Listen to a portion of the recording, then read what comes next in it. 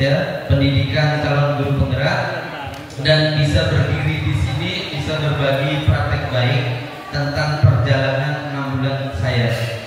Keduanya yang saya hormati kepada panitia, ya, Bu Pur. Kemudian yang saya hormati kepada kepala sekolah SD, SMP, dan SMA se-Kabupaten Kayong Utara. Yang saya hormati Bapak Ibu Fasil Dasus Angkatan 11 di Kabupaten Kayong Utara, dan rekan-rekan tamu undangan yang saya banggakan. Baik Bapak Ibu, perkenalkan, nama saya Habib Qasim dari SMA Negeri 4 Simpang Hilir. Izinkan saya meminta waktu Bapak Ibu untuk memperhatikan praktek baik saya. Memang pada dasarnya praktek baik saya ini jauh dari kata sempurna, jauh dari kata bagus, tapi saya berusaha untuk menampilkan yang terbaik. Jadi selama perjalanan 6 bulan saya Bapak Ibu, saya mempunyai ide untuk diterapkan di sekolah saya yang bernama, idenya adalah apel. Nah, next Mas. Kenapa saya memilih program apel ini? Ternyata, next. Ternyata, iya, di guru penggerak saya diajari tentang aset. Ketika saya datang PTM 1 disinggung tentang aset Bapak Ibu. Nah, aset di sini, hal yang paling pertama saya lihat itu adalah lingkungannya. Ternyata di lingkungan SMA Negeri 4 itu memiliki pemandangan yang indah seperti pada gambar itu. Maka saya berpikir nih, gimana aset ini, ya kan, bisa penting next untuk pendidikan. Ternyata setelah saya cari literasinya, ini penting. Terus gimana cara saya mengembangkan aset ini berharga bagi mereka sehingga jadi pembelajaran bermakna? Maka di guru penggerak saya diajarkan tentang diferensiasi, tentang PSE. Maka saya diajarin di guru penggerak itu. Ini lini masa saya, perjalanan saya. Saya diajarin bagaimana menerapkan pembelajaran itu berdiferensiasi. Nanti ada foto-fotonya. Ada PSE. Ah, next Mas. Akhirnya ternyata akibat dari penting tadi, Bapak Ibu, tercetusnya ada filosofi Ki Hajar Dewantara yang mana bahwasanya setiap manusia, siswa hadir di kelas itu bukan kertas kosong lagi, melainkan ada coret-coretan tinta yang menyebutkan bahwa coret-coretan itu ada kodrat alam dan kodrat zaman. Sehingga mau tidak mau, suka tidak suka, peserta didik itu menyampaikan punya potensi, punya kodrat azaman, sehingga muncul ide-ide itu. Mau tidak mau dia harus melestarikan lingkungan. Yang awalnya hanya sekedar foto, ya, foto itu, saya gimana caranya siswa ini punya pikiran bahwa lingkungan itu harus mereka lestarikan, sehingga mereka punya ide, pendapat, dan gagasan yang diungkapkan. Nah, next Mas, ide dan gagasan siswa tadi, muncullah suara yang disebutkan oleh pemateri pertama tadi, Pak Kurniawan. Jadi ketika mereka punya ide, Pak, saya mau lingkungannya kita belajar di luar. Itu ide, suara mereka diucapkan. Nah, tugas saya sebagai guru penggerak, gimana caranya siswa ini ucap kata itu. Saya akui Bapak Ibu, tantangannya luar biasa banget. Karena siswa Dasus ini tidak seperti siswa-siswa di kota.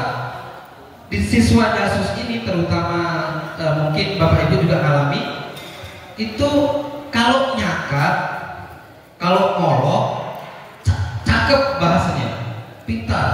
Tetapi ketika ketika dimintai pendapat, dimintai argumen, dia akan terdiam.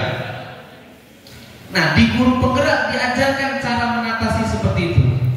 Ini kerennya guru penggerak.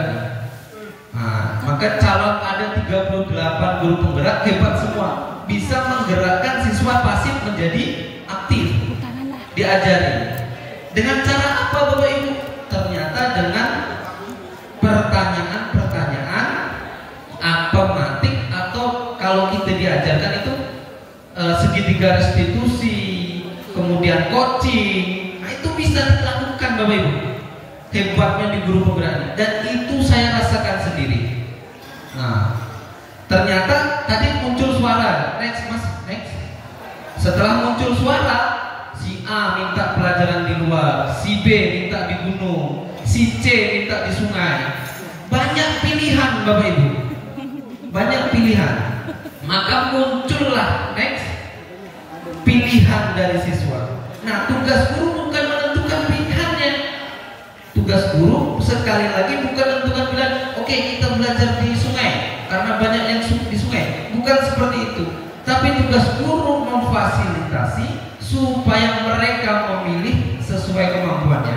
Makanya di dalam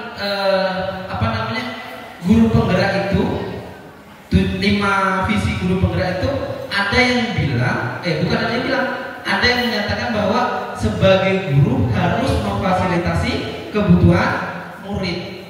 Maka pendidikan atau pengajaran tadi berpusat pada murid. Sehingga apa?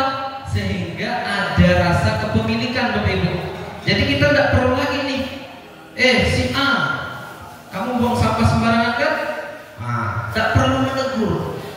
Program ini tidak perlu menegur lagi. Nah, jadi program ini dengan siklus latar belakang tadi muncullah potret lingkungan. Jadi kita tuh sebagai guru cuma ngingatin aja, gimana seandainya gimana Pak Mus program foto kita lancar Pak, saya mau konsultasi Pak. Nah, dari sistem inilah yang kita harapkan dari program ini Bapak Ibu. Lanjut. Sehingga tujuan program saya ini, pertama, siswa menjadi berpikir kritis. Kalau ditanya Bapak untuk menjawab tujuan ini gimana caranya, gitu ya kalimatnya.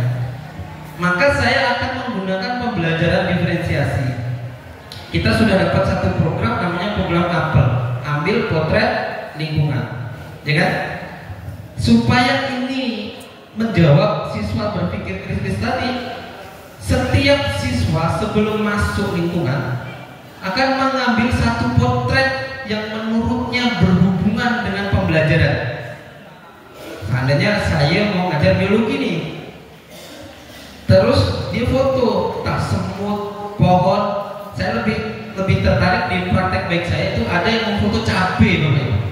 Cabai di samping rumahnya, di kebunnya. Itu dibawa dan dipresentasikan, nanti ada fotonya. Nah, yang kedua adalah mendorong siswa menjadi kreatif. Ternyata dia tidak hanya kegiatan ini tidak berbagi di kelas Bapak Ibu. Hasil dari kelas itu dibuat poster, dibuat pamflet, ditaruh di mading. Sehingga kreasi dia menyampaikan ilmunya yang dia dapat tadi dari potret, kemudian dibahas di kelas, kemudian tempel di mading, bisa menyebar luas ke rekan-rekannya. Makanya tuntutan kreatifnya di mana Pak? Tuntutan kreatifnya dia bisa menghasilkan karya, bisa menghasilkan karya. Next Mas. Nah, ini tahap persiapannya, next aja langkah-langkahnya. Nah, contohnya ini Bapak Ibu. Ini ada satu foto, ya. Ada satu foto yang prosesnya didiskusikan di di kelas, belum sampai tahap ke mading. Jadi foto itu didiskusikan di kelas, apa dampak positifnya, apa dampak negatifnya. Perlu Bapak Ibu ketahui yang pernah pergi ke Matan, di Matan itu pemandangannya cukup lumayan bagus, tapi ada satu Bapak Ibu yang perlu di headline garis besar, mereka dekat dengan penambangan boksit. Nah, jadi di sini saya berharap mereka tuh bisa berpikir gunung di stop file itu dipangkas, habis satu aja, tak banyak. Bayangin kalau semua gunung dipangkas. Nah, kalau mereka tidak berpikir kreatif, berpikir kritis, maka gimana bayangkan ke depannya nanti? Nah, tujuan saya ke depan sana. Next. Nah, ini strukturnya. Jenis kegiatannya diskusi target, potret D, editing, evaluasi dan tempel mading. Di akhir tempel mading berupa poster, berupa pamflet dan lain-lain sesuai kreasi mereka. Lanjut. Nah, aset, next. Ada 4 aset: manusia, fisik, modal, dan lingkungan. Kalau ditanya Pak Kusim, kira-kira aset Pak Kusim itu digunakan untuk apa bagian lingkungan? Jadi di bagian lingkungan itu Bapak Ibu, saya bakal gunakan lingkungan sekitar sebagai objek media pembelajaran. Jadi tidak hanya pakai HP, cekret, bawa ke kelas, diskusikan, disebarluaskan lewat mading. Sesederhana itu. Oke, lanjut, Mas. Kemudian gimana cara saya mengevaluasinya? Ada 3 teknik yang bakal saya jabarkan di sini. Pada dasarnya evaluasi dilakukan setiap akhir. Kemudian data yang saya ambil itu berubah melalui wawancara, survei, tanya jawab, ya. Kemudian mitranya tentu siswa, kepala sekolah, masyarakat kita libatkan karena kita mengambil potret lingkungan tadi. Next. Tantangannya ada 4, ada 2 ya tantangannya. Next. Lanjut aja Mas. Tantangannya ada 4. Tantangan pertama, saya khawatir nih, kadang-kadang saya ini termasuk udah ikut guru penggerak, bendahara juga, ya kan, operator juga, udah merangkap. Jadi tidak konsistennya. Namun demikian saya sadar bahwa saya digaji bukan untuk mengajar, saya digaji untuk mendidik. Nah, jadi mau nggak mau tetap saya lakukan untuk menghalalkan gaji. Terutama yang di pulau ini hebat-hebat. Apalagi saya masih muda ya, bapak-bapak udah sepuh, lebih paham lah cara membagi waktu itu. Next. Nah, ini contoh hasil potretannya. Ada si Farel, Amelia, Olivia. Oke, next aja kita lihat. Nah, ini waktu si Amel dipresentasikan di kelas. Lanjut. Nah, ini si Farel mengambil foto. Lanjut. Nah, ini yang saya ceritakan tadi, ada satu bukit ya, saya ralat, bukan gunung, dipangkas. Ini fotonya. Nah, lanjut. Nah, ini pembelajaran diferensiasi. Saya mengadakan mereka, Pak, kalau seandainya kita buat sesuatu yang beda dari yang lain, gimana Pak? Ada yang mengusulkan buat kapal uap. Kebetulan saya guru fisika kan?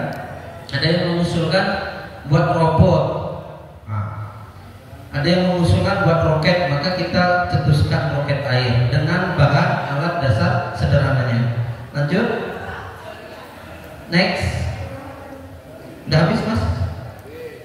Oke, terima kasih Bapak Ibu.